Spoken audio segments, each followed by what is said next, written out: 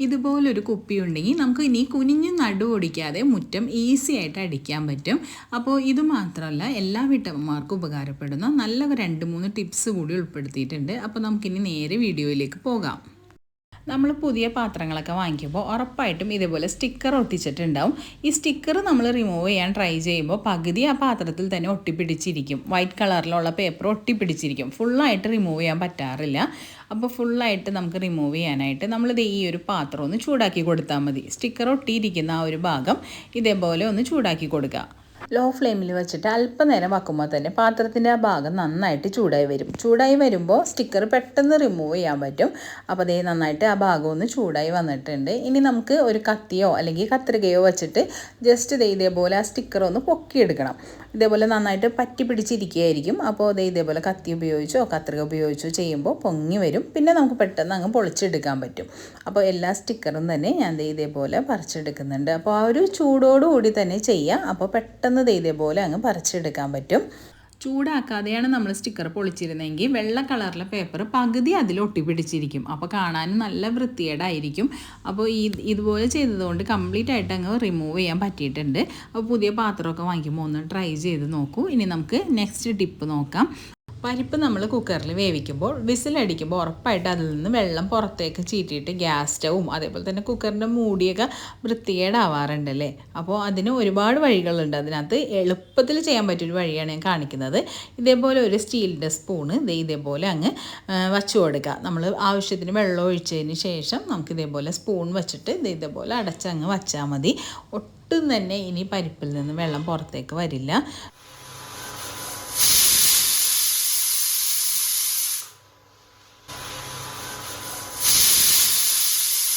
Whistle വന്നപ്പോൾ കണ്ടോ ഒട്ടും തന്നെ വെള്ളം പുറത്തേക്ക് വന്നിട്ടില്ല. എന്നാൽ പരിപ്പ് നന്നായിട്ട് വെന്തും കിട്ടിയിട്ടുണ്ട്. അടിയിൽ പിടിക്കാതെ കറക്റ്റായിട്ട് നല്ലപോലെ വെന്ത് കിട്ടിയിട്ടുണ്ട്. കുക്കർ തുറന്നു കഴിയുമ്പോൾ ആ സ്പൂൺ അങ്ങ് എടുത്ത് മാറ്റിയാൽ മതി. അപ്പോൾ ഞാൻ എന്നും ഈ ഒരു രീതിയിൽ തന്നെയാണ് പരിപ്പ് വേവിക്കുന്നത്. ഇങ്ങനെ ചെയ്യുമ്പോൾ ഗ്യാസ് സ്റ്റവ് ഒന്നും പിന്നെ നമുക്ക് തുടച്ച് ക്ലീൻ ചെയ്യേണ്ട ആവശ്യമേ വരില്ല. ഒട്ടും തന്നെ വെള്ളം പുറത്തേക്ക് വരില്ല. അതേപോലെ തന്നെ കുക്കറിൻ്റെ മൂടിയാണെങ്കിലും ഒട്ടും വൃത്തികേടാവാതെ നമുക്ക് നല്ല അടിപൊളിയായിട്ട് പരിപ്പ് വേവിച്ചെടുക്കാൻ പറ്റും.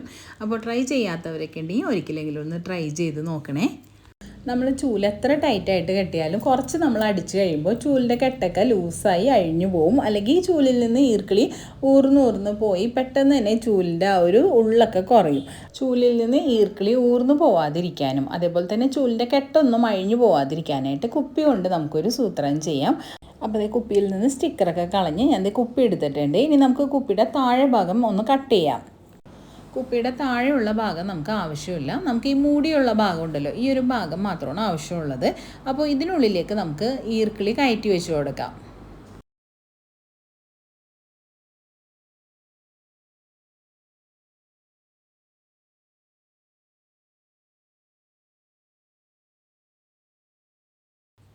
അപ്പോൾ മുഴുവൻ ഈർക്കിളിയും നമ്മൾ ഇതേപോലെ വച്ച് കൊടുത്തിട്ടുണ്ട്. ഇനി നമുക്ക് ഈ കുപ്പി ഒന്ന് ചൂടാക്കി എടുക്കാം. കുപ്പി നമ്മൾ സ്റ്റൗവിൽ വെച്ച് ഇതേപോലെ ചൂടാക്കുമ്പോൾ കുപ്പി മെൽറ്റായിട്ട് നന്നായിട്ട് ടൈറ്റായി ഇരുന്നോളും. പിന്നെ ഇതിൽ നിന്ന് ഈർക്കിളി ഊർന്നു പോകുന്ന പ്രശ്നം ഉണ്ടാവില്ല. അപ്പോൾ ഇതേപോലെ നമ്മൾ ലോ ഫ്ലെയിമിൽ വെച്ചതിന് ശേഷം ഒന്ന് ഇതേപോലെ കറക്കി കൊടുത്ത് എല്ലാ ഭാഗവും ഒരേപോലെ മെൽറ്റാക്കി എടുക്കണം. അപ്പോൾ നന്നായിട്ടൊന്ന് മെൽറ്റായി വരുമ്പോൾ നല്ല കട്ടിയുള്ള ഒരു തുണി ഉപയോഗിച്ചിട്ട് ഇതേപോലെ ഒന്ന് പ്രസ് ചെയ്ത് കൊടുക്കാം. കുപ്പി നന്നായിട്ട് മെൽറ്റായിട്ട് നന്നായിട്ട് ഒട്ടിയിരിക്കുന്നുണ്ട്. അപ്പോൾ ഈർക്കിളി ഊരി പോവുകയുമില്ല. പിന്നെ നമ്മൾ മുറ്റം അടിക്കുന്ന സമയത്തുള്ളൊരു പ്രശ്നമാണ് ഈ ചൂലിൻ്റെ അറ്റം നമ്മുടെ കയ്യിൽ കുത്തി കൊണ്ടിട്ട് കൈ വേദനിക്കുക എന്നുള്ളത്. അപ്പോൾ ഈ ഒരു രീതിയിൽ ചെയ്യണേ ഈ ഭാഗത്തൊന്നും ഈർക്കിളി കുത്തിക്കൊള്ളുകയോ അങ്ങനെയുള്ള വേദനയൊന്നും ഉണ്ടാവില്ല. നമുക്ക് ഈസി ആയിട്ട് അടിക്കാൻ പറ്റും.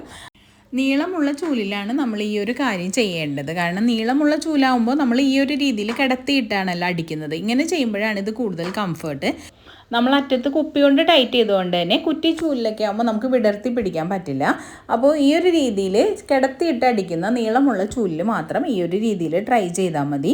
പിന്നെ നമുക്ക് കുനിയാതെ മുറ്റം അടിക്കാനുള്ള ഒരു ട്രിക്ക് കൂടി നോക്കാം. അപ്പോൾ അതിനായിട്ട് ഞാൻ ഈ കുപ്പിയുടെ ഈ ഒരു മൂടി ഭാഗം ഊരിയെടുക്കുന്നുണ്ട്. ഇനി നമുക്ക് ഈ മൂടിയുള്ള ഭാഗത്തേക്ക് ഒരു സ്റ്റിക്ക് വെച്ച് കൊടുക്കാം. അപ്പോൾ നമ്മുടെ കയ്യിൽ പഴയ മോപ്പിൻ്റെ സ്റ്റിക്കോ അല്ലെങ്കിൽ എന്തെങ്കിലും സ്റ്റിക്ക് ഉണ്ടെങ്കിൽ ഈ ഒരു രീതിയിൽ കുപ്പിയുടെ ഈ മൂടി ഭാഗത്തേക്ക് വെച്ച് കൊടുക്കാവുന്നതാണ്. ഈ മൂടി ഭാഗത്തുകൂടി സ്റ്റിക്ക് കയറുന്നില്ല എങ്കിൽ ഈ ഒരു ഭാഗം ഒന്ന് ചൂടാക്കി കൊടുത്താൽ മതി. ഈ മൂടിയുടെ ഈ ഒരു ഭാഗം ഒന്ന് ചൂടാക്കി കൊടുക്കുമ്പോൾ നന്നായിട്ട് അത് ഫ്ലെക്സിബിളായിട്ട് ഇങ്ങനെ ലൂസായി വരും. അപ്പോൾ നമുക്ക് സ്റ്റിക്ക് അതിനുള്ളിലേക്ക് കയറ്റി വെച്ച് കൊടുക്കാം. പിന്നെ അത് ചൂടാറി കഴിയുമ്പോൾ നന്നായിട്ട് ടൈറ്റായി കിട്ടിക്കോളും. അപ്പോൾ ഈ ഒരു രീതിയിൽ ചെയ്യുകയാണെങ്കിൽ നമുക്കിങ്ങനെ കുനിയാതെ സ്ട്രെയിറ്റായിട്ട് നിന്നിട്ട് ഇതേപോലെ അടിച്ചെടുക്കാൻ പറ്റും. നടുവേദനയൊക്കെ ഉള്ളവർക്ക് ഒരുപാട് നേരം കുനിഞ്ഞ് നിൽക്കാതെ ഇതേപോലെ സ്ട്രെയിറ്റ് ആയിട്ട് നിന്നിട്ട് തന്നെ അടിച്ചെടുക്കാവുന്നതാണ്. പിന്നെ അതേ മാറാല തൂക്കാനായിട്ടും ഇത് യൂസ് ചെയ്യാവുന്നതാണ്. അപ്പോൾ ഇത്രയേ ഉള്ളൂ ഇന്നത്തെ വീഡിയോ ഇഷ്ടമായെങ്കിൽ ഫ്രണ്ട്സിനൊക്കെ ഒന്ന് ഷെയർ ചെയ്ത് കൊടുക്കണേ. ലൈക്ക് ചെയ്യാനും നിങ്ങളുടെ അഭിപ്രായം പറയാനും മറക്കരുത്. നെക്സ്റ്റ് ഒരു യൂസ്ഫുൾ വീഡിയോ ആയിട്ട് ഉടനെ വരാം. അതുവരെ എല്ലാവർക്കും ബൈ ബൈ. താങ്ക്